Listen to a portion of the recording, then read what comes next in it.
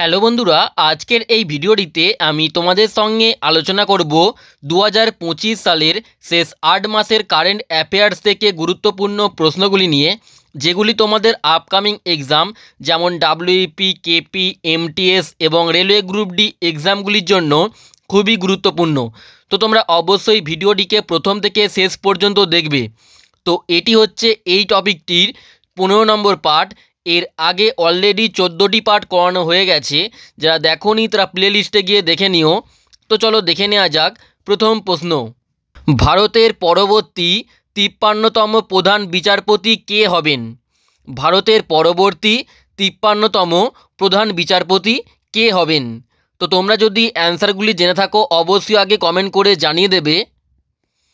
দেখো, ভারতের পরবর্তী 53তম প্রধান বিচারপতি হবেন বিচারপতি Suryakant. Option A right answer, বিচারপতি সূর্যকান্ত। ডিটেলসে দেখো, বিচারপতি সূর্যকান্ত ভারতের 53তম প্রধান বিচারপতি হিসেবে নিযুক্ত হবেন। বর্তমানে বিচারপতি ভূষণ রামকৃষ্ণ গাভাই ভারতের 52তম প্রধান বিচারপতি, যার মেয়াদ 23শে নভেম্বর 2025 তারিখে শেষ হবে। অবসর গ্রহণের পর বিচারপতি সূর্যকান্ত 24শে নভেম্বর 2025 তারিখে ভারতের 53তম প্রধান বিচারপতি হিসেবে শপথ নেবেন। ওকে, তো এবার দেখে নাও 2025 সালের কিছু গুরুত্বপূর্ণ অ্যাপয়েন্টমেন্টস। দেখো, ভারতের নতুন উপসেনাপ্রধান হিসেবে নিযুক্ত হয়েছেন পুষ্পেন্দ্র সিং। আইআরডিএআই এর নতুন চেয়ারম্যান হয়েছেন অজয় শেঠ। এলআইসির নতুন এমডি এবং সিইও হয়েছেন আর দোরাইস্বামী। বিক্রম সারাভাই স্পেস সেন্টারের মহাপরিচালক হয়েছেন এ রাজা রাজন। আইসিসির নতুন সিইও হয়েছেন সঞ্জয় গুপ্তা। হিন্দুস্তান ইউনিলিভার লিমিটেডের প্রথম মহিলা সিইও হয়েছেন প্রিয়া নায়ার। বার্ক ইন্ডিয়া চেয়ারম্যান হয়েছেন গৌরব ব্যানার্জি। আরবিআই এর নতুন ডেপুটি গভর্নর হিসেবে নিযুক্ত হয়েছেন শিরিশচন্দ্র মুর্মু। এবং ভারতের নতুন সিজিএ হয়েছেন টিসিএ কল্যাণী। তো এগুলি তোমরা ভালো করে মনে রাখবে।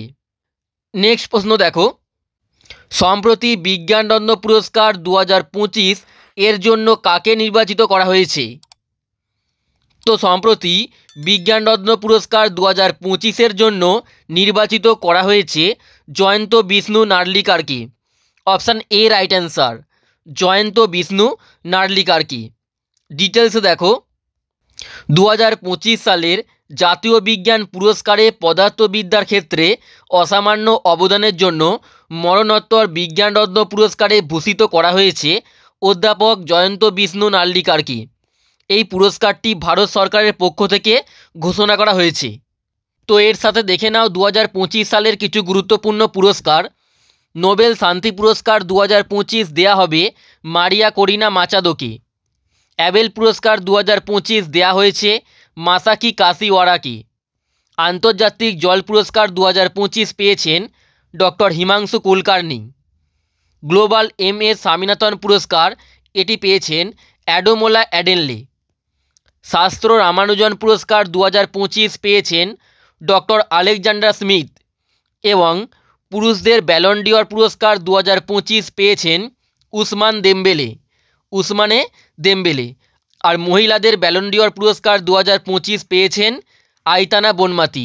ওকে, নেক্সট দেখো, সম্প্রতি বিশ্ব পরিসংখ্যান দিবস বা ওয়ার্ল্ড স্ট্যাটিস্টিক্স ডে কবে পালিত হয়েছে? দেখো, সম্প্রতি বিশ্ব পরিসংখ্যান দিবস বা ওয়ার্ল্ড স্ট্যাটিস্টিক্স ডে পালিত হয়েছে 20 October. Option D right answer, অক্টোবরের 20 তারিখে সম্প্রতি বিশ্ব পরিসংখ্যান দিবস বা ওয়ার্ল্ড স্ট্যাটিস্টিক্স ডে পালিত হয়েছে। এর সঙ্গে দেখে নাও অক্টোবর মাসের কিছু গুরুত্বপূর্ণ দিবসগুলি। দেখো, বিশ্ব প্রাণী দিবস সম্প্রতি পালিত হয়েছে 4 অক্টোবর। বিশ্ব শিক্ষক দিবস পালিত হয়েছে 5ই অক্টোবর। ভারতীয় বায়ুসেনা দিবস পালিত হয়েছে 8ই অক্টোবর। বিশ্ব ডাক দিবস পালিত হয়েছে 9ই অক্টোবর। জাতীয় ডাক দিবস এবং বিশ্ব মানসিক স্বাস্থ্য দিবস পালিত হয়েছে 10ই অক্টোবর। বিশ্ব ছাত্র দিবস পালিত হয়েছে 15ই অক্টোবর। বিশ্ব খাদ্য দিবস পালিত হয়েছে 16ই অক্টোবর। এবং সম্প্রতি জাতিসংঘ দিবস পালিত হয়েছে 24শে অক্টোবর। তো এগুলি তোমরা ভালো করে মনে রাখবে। নেক্সট প্রশ্ন দেখো, সম্প্রতি ইসরো কর্তৃক উৎক্ষেপিত ভারতের সবচেয়ে ভারী কমিউনিকেশন স্যাটেলাইট এর নাম কি? তো সম্প্রতি ইসরো কর্তৃক উৎক্ষেপিত ভারতের সবচেয়ে ভারী কমিউনিকেশন স্যাটেলাইটের নাম হলো CMS-03। Option B right answer, CMS-03। ডিটেলসে দেখো, সম্প্রতি ভারতের মাটি থেকে উৎক্ষেপণ হওয়া সবচেয়ে ভারী স্যাটেলাইট CMS-03, যার ওজন প্রায় 4400 কিলোগ্রাম। এটি ভারতীয় নৌবাহিনীর জন্য তৈরি একটি সামরিক যোগাযোগ উপগ্রহ এবং এটিকে LV-M3 রকেটে করে উৎক্ষেপণের প্রস্তুতি চলছে। এটি 2025 সালের 2রা নভেম্বর উৎক্ষেপণের পরিকল্পনা আছে। ওকে, নেক্সট দেখো, সম্প্রতি 40তম ইউরোপীয় দাবা club cup 2025 A D Gukesh এবং দিব্যা দেশমুখ কোন পদক জিতেছেন? তো সম্প্রতি 40তম ইউরোপীয় দাবা ক্লাব কাপ 2025-এ ডি গুকেশ এবং দিব্যা দেশমুখ গোল্ড বা সোনার পদক জিতেছে। অপশান এ রাইট অ্যান্সার, সোনার পদক জিতেছে। ডিটেলসে দেখো, সম্প্রতি অনুষ্ঠিত 40তম ইউরোপীয় দাবা ক্লাব কাপ 2025 এ ভারতের দাবাড়ু ডি গুকেশ এবং দিব্যা দেশমুখ উভয়ই স্বর্ণপদক বা গোল্ড মেডেল জিতেছেন। নেক্সট প্রশ্ন দেখো, সম্প্রতি বঙ্গোপসাগরে উৎপন্ন ঘূর্ণিঝড় মন্থার নামকরণ করেছে কোন দেশ? দেখো, সম্প্রতি বঙ্গোপসাগরে উৎপন্ন ঘূর্ণিঝড় মন্থার নামকরণ করেছে Thailand. Option C right answer, Thailand নামকরণ করেছে। ডিটেলসে দেখো, বঙ্গোপসাগরে উৎপন্ন ঘূর্ণিঝড় মন্থার নামকরণ করেছে থাইল্যান্ড। থাই ভাষায় মন্থা শব্দের অর্থ হলো সুগন্ধি ফুল বা সুন্দর ফুল। অক্টোবরে আরব সাগরে উৎপন্ন ঘূর্ণিঝড় শক্তির নামকরণ করেছে শ্রীলঙ্কা। এবং এর সঙ্গে দেখে নাও, সম্প্রতি জামাইকাতে আঘাত হানা শক্তিশালী ঘূর্ণিঝড়টির নাম হলো hurricane Melissa. Hurricane Melissa. Next দেখো, সম্প্রতি প্রকাশিত মোদি মিশন বইটির লেখক কে? দেখো, সম্প্রতি প্রকাশিত মোদি মিশন এই বইটি লিখেছেন Burjis Desai. Option D right answer, Burjis Desai. Next দেখো, সম্প্রতি আয়ারল্যান্ডের 10ম রাষ্ট্রপতি কে নির্বাচিত হয়েছেন? সম্প্রতি আয়ারল্যান্ডের 10ম রাষ্ট্রপতি নির্বাচিত হয়েছেন Catherine Connolly. Option A right answer, Catherine Connolly. ডিটেলসে দেখো, সম্প্রতি অক্টোবর 2025-এ আয়ারল্যান্ডের 10ম রাষ্ট্রপতি হিসেবে নির্বাচিত হয়েছেন বামপন্থী স্বতন্ত্র প্রার্থী ক্যাথরিন কনলি। Catherine Connolly. দেখো, আয়ারল্যান্ডের মুদ্রার নাম ইউরো এবং আয়ারল্যান্ডের রাজধানী হলো ডাবলিন। ওকে, নেক্সট প্রশ্ন, সম্প্রতি 8ম পে কমিশনের চেয়ারম্যান হিসেবে কাকে নিযুক্ত করা হয়েছে? তো সম্প্রতি 8ম পে কমিশনের চেয়ারম্যান হিসেবে নিযুক্ত করা হয়েছে রঞ্জনা প্রকাশ দেশাইকে। Option B right answer, Ranjana Prakash দেশাইকে। ডিটেলসে দেখো, সম্প্রতি 8ম বেতন কমিশন বা 8ম পে কমিশনের চেয়ারম্যান হিসেবে বিচারপতি রঞ্জন প্রকাশ দেশাইকে নিযুক্ত করা হয়েছে। তিনি ভারতের সুপ্রিম কোর্টের একজন অবসরপ্রাপ্ত বিচারপতি। নেক্সট দেখো, আন্ডার-23 ওয়ার্ল্ড রেসলিং চ্যাম্পিয়নশিপ 2025-এর পদক তালিকায় ভারতের স্থান কত? তো আন্ডার-23 ওয়ার্ল্ড রেসলিং চ্যাম্পিয়নশিপ 2025-এর পদক তালিকায় ভারতের স্থান হলো 7ম। অপশান সি রাইট অ্যান্সার, অর্থাৎ 7 নম্বর পজিশানে ভারত রয়েছে। ডিটেলসে দেখো, আন্ডার-23 বিশ্ব কুস্তি চ্যাম্পিয়নশিপ 2025-এর পদক তালিকায় ভারতের স্থান ছিল 7ম। সার্বিয়ার নোভা সাডে অনুষ্ঠিত এই চ্যাম্পিয়নশিপে ভারত মোট 9টি পদক জিতেছে। এর মধ্যে স্বর্ণপদক 1টি, রৌপ্য পদক 2টি এবং ব্রোঞ্জ পদক 6টি। নেক্সট প্রশ্ন দেখো, formula 1 motor race Mexico grand prix 2025-এর খেতাবটি কে জিতেছেন? তো সম্প্রতি formula 1 motor race Mexico grand prix 2025-এর খেতাবটি জিতেছেন Lando Norris. Option A right answer, Lando Norris. তিনি ম্যাকলারেন দলের চালক। ডিটেলসে দেখো, formula 1 motor race Mexico grand prix 2025-এর খেতাবটি জিতেছেন ল্যান্ডো নরিস। তিনি ম্যাকলারেন দলের চালক। ওকে, নেক্সট প্রশ্ন, সম্প্রতি নতুন দিল্লিতে অনুষ্ঠিত কগনিভেরা আন্তর্জাতিক পোলো কাপ 2025-এর খেতাবটি কোন দেশ জিতেছে? দেখো, সম্প্রতি নতুন দিল্লিতে অনুষ্ঠিত কগনিভেরা আন্তর্জাতিক পোলো কাপ 2025-এর খেতাবটি জিতেছে Bharat. Option A right answer, Bharat জিতেছে। ডিটেলসে দেখো, সম্প্রতি কগনিভেরা আন্তর্জাতিক পোলো কাপ 2025 জিতেছে ভারত।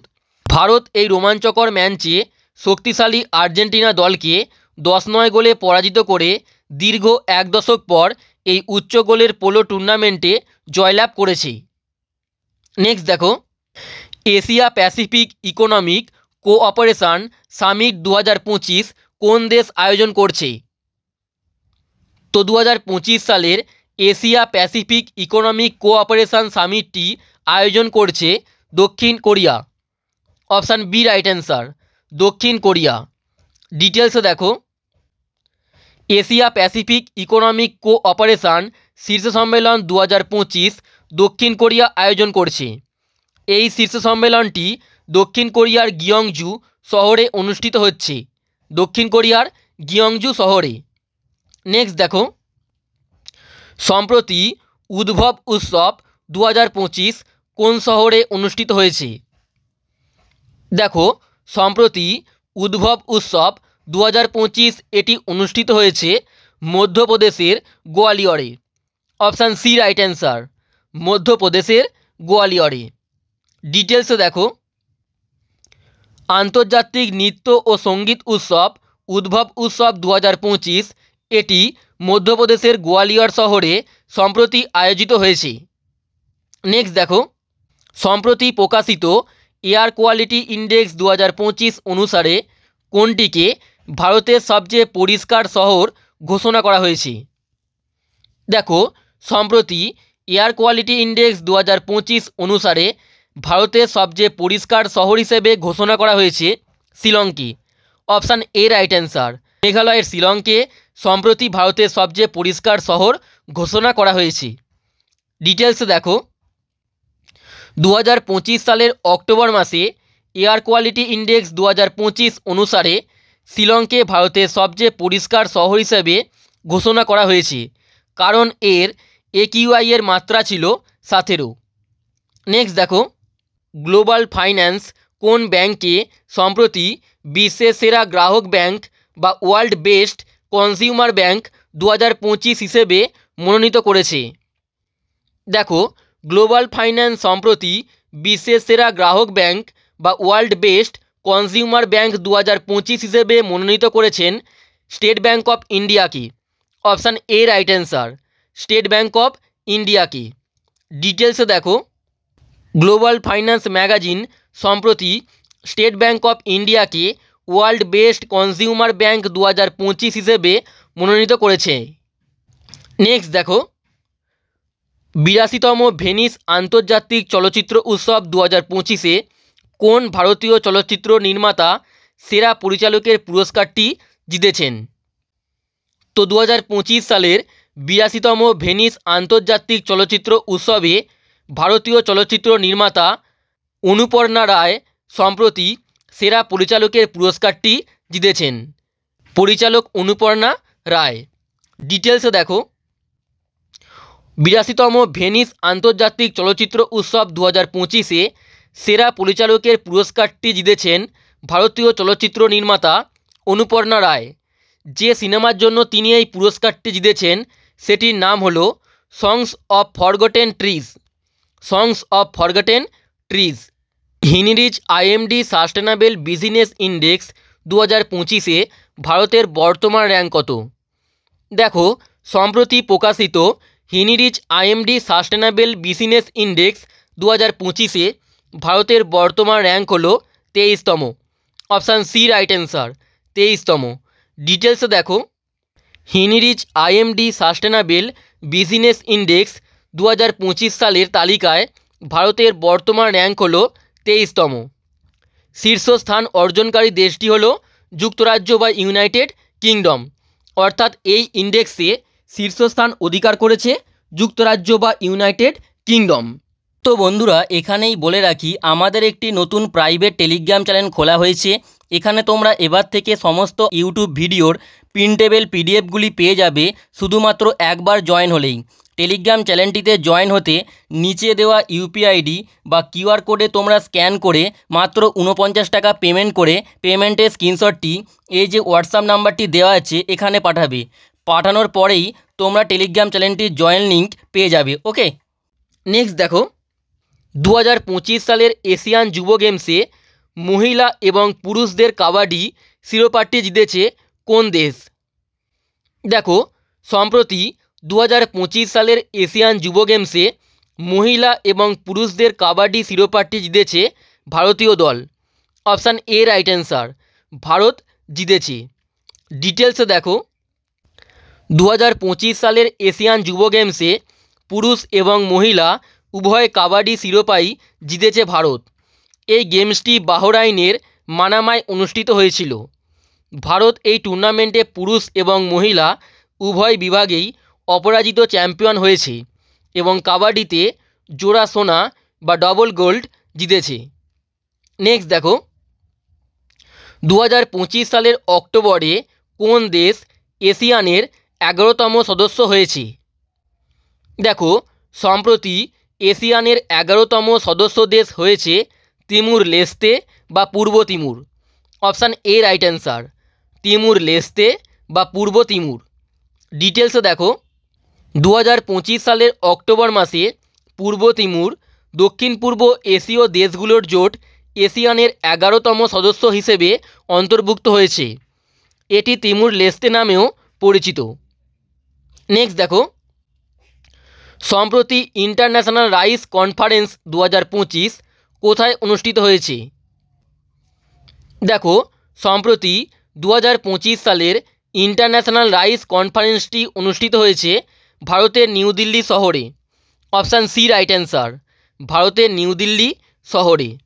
নেক্সট দেখো, আইসিসি ওডিআই র্যাঙ্কিংয়ে সবচেয়ে বেশি বয়সী খেলোয়াড় হিসেবে সম্প্রতি কে 1 নম্বরে পৌঁছেছেন? দেখো, সম্প্রতি আইসিসি ওডিআই র্যাঙ্কিংয়ে সবচেয়ে বেশি বয়সী খেলোয়াড় হিসেবে 1 নম্বরে পৌঁছেছেন Rohit Sharma. Option B right answer, Rohit Sharma. ডিটেলসে দেখো, সম্প্রতি আইসিসি পুরুষদের ওয়ানডে র্যাঙ্কিংয়ে সবচেয়ে বেশি বয়সী খেলোয়াড় হিসেবে 1 নম্বরে পৌঁছেছেন ভারতের opening batter Rohit Sharma. Next দেখো, সম্প্রতি ঝাড়খণ্ডের রাঁচিতে অনুষ্ঠিত সাব সিনিয়র অ্যাথলেটিক্স চ্যাম্পিয়নশিপের পদক তালিকায় শীর্ষে কোন দেশ রয়েছে? তো সম্প্রতি ঝাড়খণ্ডের রাঁচিতে অনুষ্ঠিত সাব সিনিয়র অ্যাথলেটিক্স চ্যাম্পিয়নশিপের পদক তালিকায় শীর্ষে রয়েছে Bharat. Option D right answer, Bharat শীর্ষে রয়েছে। ডিটেলসে দেখো,